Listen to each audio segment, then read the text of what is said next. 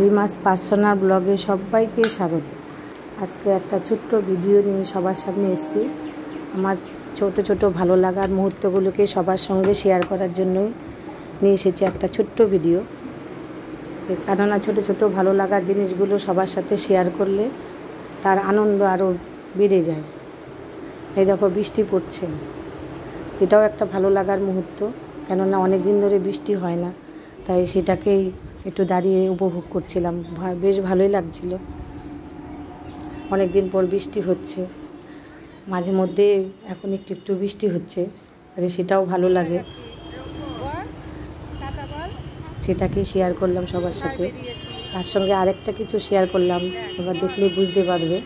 হঠাৎ করে বেরিয়ে পড়েছি আমরা চারজন সন্ধ্যের সময়, দেখলে বুঝতে পারবে কোথায় যাচ্ছি।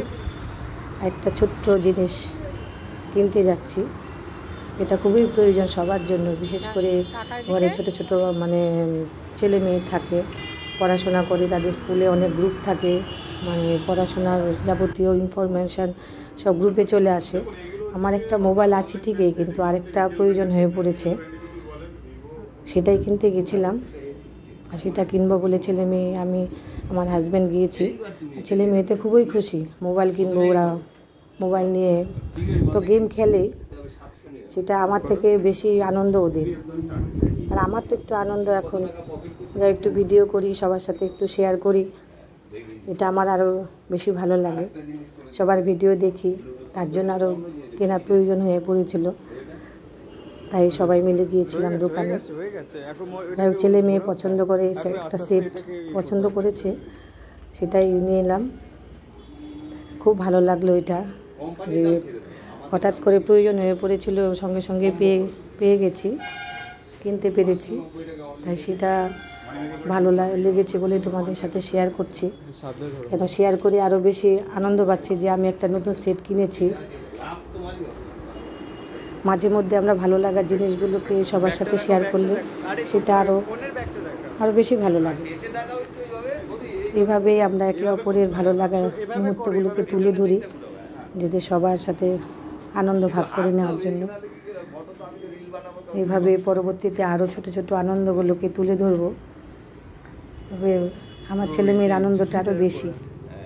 এই দেখো, দোকানে ছবি ওঠাচ্ছে, আমার মেয়ে পাশে দাঁড়িয়ে হাসছে।